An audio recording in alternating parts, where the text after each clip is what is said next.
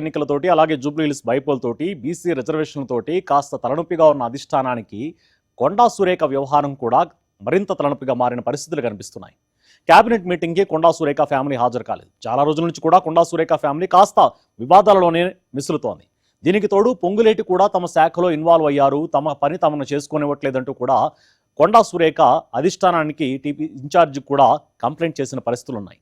దీనికి సంబంధించి ఈ స్థానిక సంస్థల ఎన్నికలు, బీసీ రిజర్వేషన్లు, అలాగే జూబ్లీహిల్స్ బైపోల్కి ఎటువంటి ఇబ్బంది లేకుండా దీనికి సంబంధించి గట్టిగా ఒకసారి పరిష్కారం చూడాలి, కొండా సురేఖ వ్యవహారం మీద కాస్త గట్టిగానే కాన్సన్ట్రేట్ చేయాలని కూడా అధిష్టానం నిర్ణయించినట్లుగా కూడా వార్తలు వస్తున్నాయి. దీనికి సంబంధించిన మరిన్ని డీటెయిల్స్ మా కరెస్పాండెంట్ కృష్ణవేణి అడిగి తెలుసుకుందాం. కృష్ణవేణి, చెప్పండి, కొండా సురేఖ వ్యవహారానికి సంబంధించి అధిష్టానం ఎటువంటి నిర్ణయం తీసుకునే అవకాశం ఉంది? దీనికి సంబంధించిన డీటెయిల్స్ ఏంటి?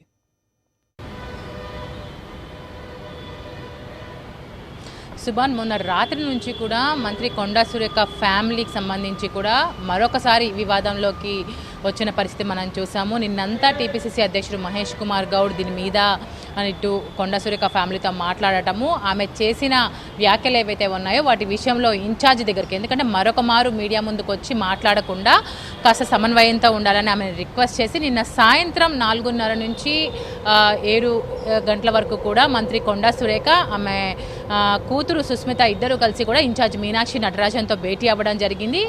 తర్వాత పీసీసీ అధ్యక్షుడు మహేష్ కుమార్ గౌడ్ కూడా ఆ భేటీలో పాల్గొనడం జరిగింది.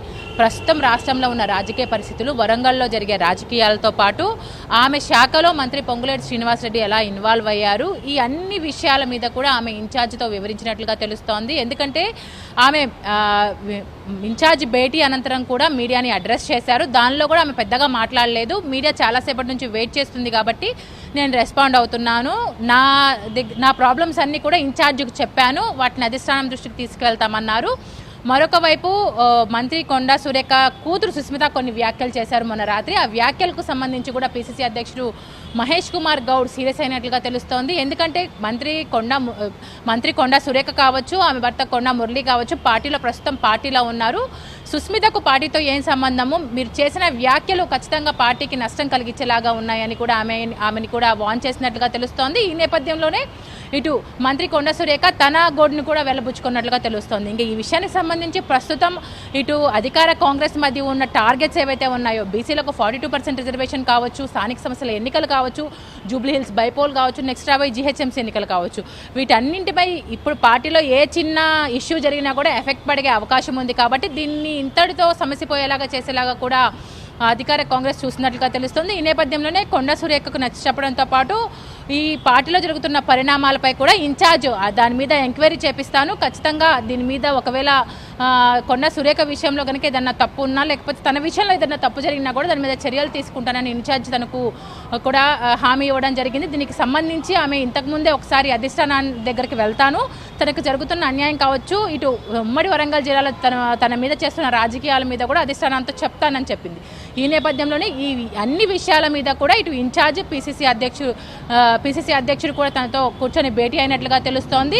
ఇప్పుడు ప్రస్తుతం తెలంగాణలో ఉన్న రాజకీయ పరిస్థితులు, పార్టీ ముందున్న టార్గెట్స్, వీటన్నింటినీ దృష్టిలో పెట్టుకొని ఖచ్చితంగా వీటన్నింటి విషయంలో కూడా కాస్త సమన్వయం పాటించాలి అంటూ కూడా కొండా సురేఖకు చెప్పినట్లుగా తెలుస్తోంది. ఇప్పుడు పార్టీ ముందు 42% రిజర్వేషన్ అనే ఒక పెద్ద అంశంతో పోతున్న నేపథ్యంలో కొండా సురేఖ బీసీ మహిళా మంత్రిగా ఉన్నారు. ఇప్పుడు ఈ టైంలో కొండా సురేఖ మీద ఏ యాక్షన్ తీసుకున్నా అది పార్టీకి ఖచ్చితంగా నష్టం కలిగించే అవకాశము. అలాగే కొండా సురేఖ దాని మీద ఏ వ్యాఖ్యలు చేసినా, తనకు అన్యాయం జరుగుతుందనో, తనని చిన్నచూపు చూస్తున్నారనో ఏ వ్యాఖ్యలు చేసినా కూడా అది కూడా పార్టీకి నష్టం కలిగే అవకాశం. కాబట్టి ఇది అంతర్గత విషయం, అంతర్గతంగానే దీన్ని చర్చించుకుందాము, దీన్ని బయటికి రానివ్వద్దు అంటూ కూడా పీసీసీ అధ్యక్షుడు సజ్జ చెప్పినట్లుగా తెలుస్తోంది. వీటన్నిటితో పాటు ఇప్పుడు నెక్స్ట్ రాబోయే పార్టీ ముందున్న టార్గెట్స్ అన్నిటి మీద కాన్సన్ట్రేట్ చేయాలి. ఖచ్చితంగా స్థానిక సమస్యల ఎన్నికలు కావచ్చు, 42% రిజర్వేషన్ కావచ్చు, జూబ్లీహిల్స్ బైపోల్ కావచ్చు, వీటన్నిటిలో సక్సెస్ సాధించాలి. అంతర్గతంగా ఉన్న వ్యవహారాలను అంతర్గతంగానే ఉంచేందుకు కూడా పీసీసీ అధ్యక్షుడు ట్రై చేస్తున్నారు. మరి చూడాలి దీన్ని అధిష్టానం ఏ వరకు తీసుకెళ్లగలుగుతుంది, దీని విషయంలో వీళ్ళు కాంప్రమైజ్ అవుతారా లేదా అనేది. శుభ.